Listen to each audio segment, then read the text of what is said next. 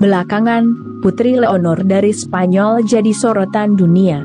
Selain karena kecantikan yang memesona, sosoknya populer lantaran di usianya yang masih tergolong muda. Leonor sudah dinobatkan sebagai penerus tahta sang ayah, Felipe VI, Raja Spanyol. Kini usia Leonor baru 17 tahun. Ia juga digadang untuk meneruskan jejak baik kepemimpinan nenek moyangnya, Ratu Isabella I, yang masyhur lantaran berhasil mempersatukan kerajaan Spanyol. Nenek moyangnya itu dikenang sebagai raja perempuan pertama yang gemilang. Namun, tahukah Anda jika di balik kegemilangan Ratu Isabella I pada penghujung abad ke-15 hingga awal abad ke-16, itu tersembunyi kisah pilunan menyayat hati. Penasaran kan? Dirangkum dari berbagai sumber, simak ulasannya berikut ini.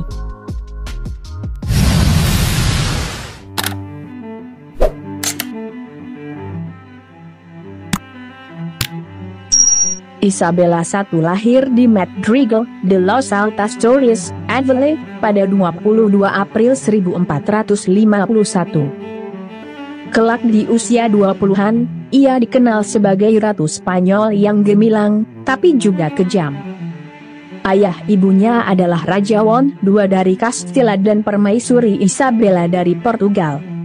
Permaisuri Isabella sendiri merupakan istri kedua dari Raja Juan II. Saat itu, monarki Spanyol belum berdiri. Yang ada hanya 4 kerajaan kecil, yaitu Castilla, Aragon, Granada, dan Navarre. Seiring berjalannya waktu, Isabella tumbuh menjadi gadis yang cantik dan cerdas. Daripada bergosip dengan kalangan bangsawan wanita seusianya, Isabella muda lebih suka menghabiskan waktu dengan membaca.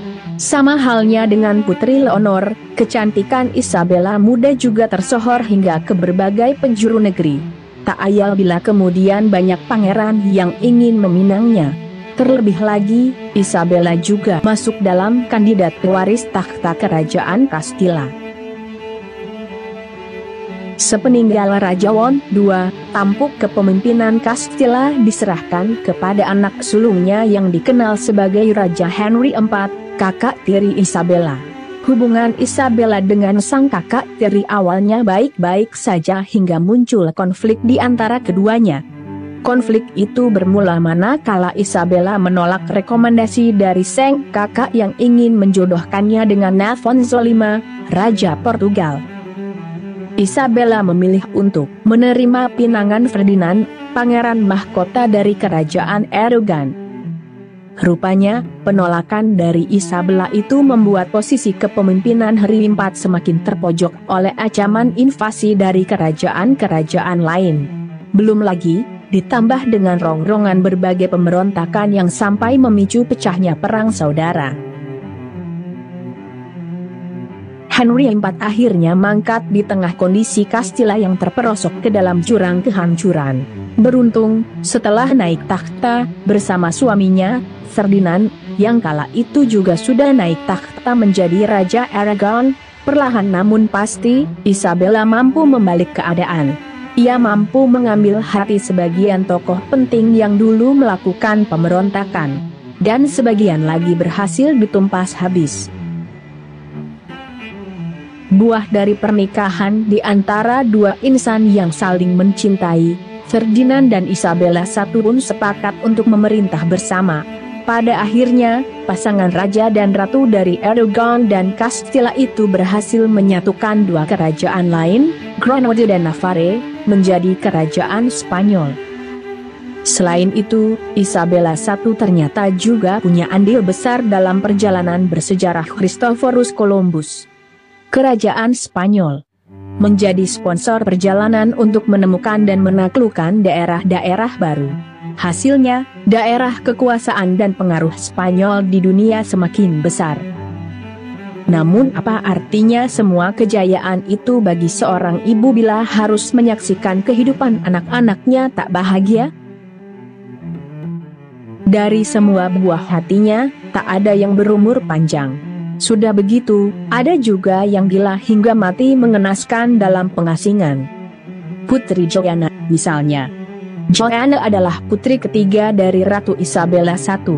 Menikah dengan Pangeran Philip dari Habsburg, Joanna sangat mencintai suaminya itu. Saking cintanya, Joanna jadi gila setelah Pangeran Philip mangkat. Sikapnya berubah menjadi buruk, temperamen, dan kerap mengamuk.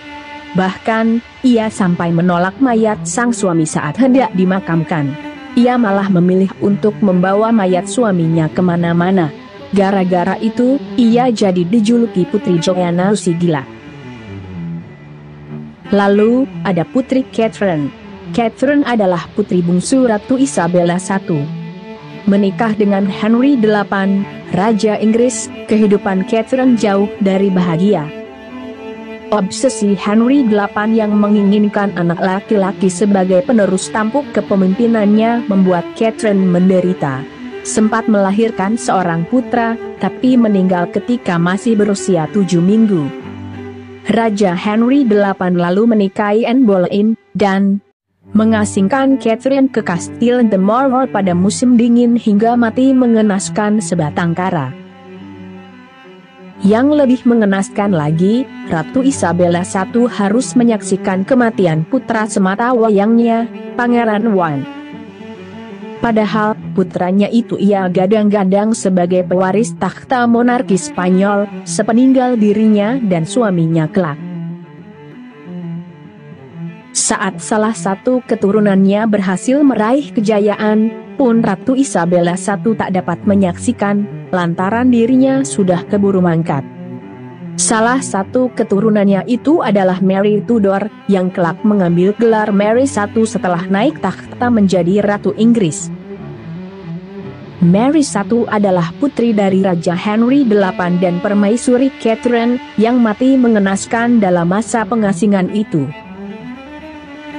Sepeninggal Henry VIII, setelah melewati berbagai intrik politik dan persaingan kekuasaan, Mary I kemudian yang pada akhirnya meneruskan tampuk kepemimpinan monarki Inggris. Awalnya, Ratu Mary sangat dicintai rakyatnya.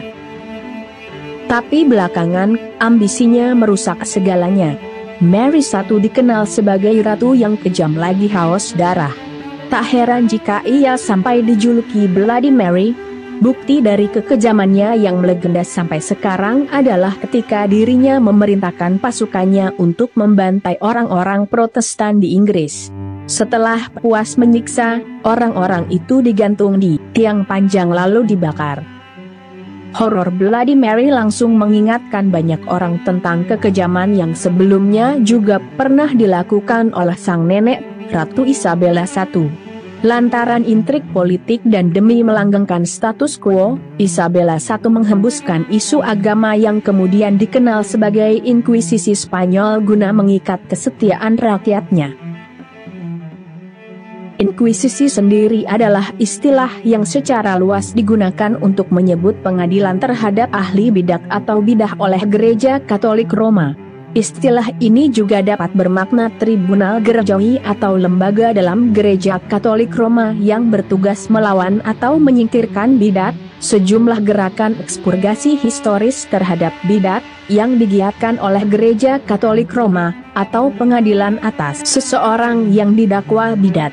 Mereka menginterogasi dan menyiksa orang-orang yang dituduh melakukan bidat. Celakanya, horor inkuisisi yang ditebarkan Ratu Isabella I itu kemudian melebar kemana-mana. Belakangan, bukan cuma orang Katolik saja yang jadi sasaran, tapi juga kaum Yahudi dan Muslim. Mereka dipaksa mengingkari keimanan mereka. Bila menolak, maka mereka akan diusir dari Spanyol. Tidak sedikit di antara mereka yang tewas selama masa Inkuisisi Spanyol era Ratu Isabella I. Terlepas dari horor Inkuisisi yang pernah ditebarkan Ratu Isabella I, sepertinya ada kesamaan tantangan yang dihadapi Putri Leonor di masa kini. Saat Isabella I naik takhta sepeninggal kakak tirinya, Henry IV, kerajaan Castilla berada dalam keputusasaan. Tapi, dibantu suaminya, Isabella I mampu membalik keadaan dan bahkan menyatukan kerajaan lain hingga menjadi kerajaan Spanyol dengan pengaruhnya yang luas. Sekarang, tantangan serupa juga harus dihadapi Putri Leonor.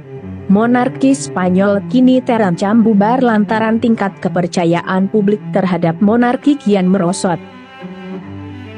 Ketika Raja Felipe VI dan Ratu Letizia naik tahta pada 2014, monarki Spanyol telah jatuh ke tingkat popularitasnya yang terendah. Itu terjadi sejak pemulihan demokrasi pada 1975 setelah kematian diktator Jenderal Francisco Franco, dan diperparah oleh berbagai skandal yang dilakukan oleh kakek Putri Leonor, Raja Juan Carlos. Mampukah Leonor membalik keadaan seperti yang pernah dilakukan nenek moyangnya dahulu kala? Semoga ada hikmah serta pelajaran berharga yang dapat kita petik dari video kali ini. Sampai jumpa lagi di video menarik lainnya dari kanal ini. Jangan lewatkan juga video terbaru dari kanal Yuda Putra Kusuma. Salam sejahtera selalu buat Anda sekalian. Terima kasih.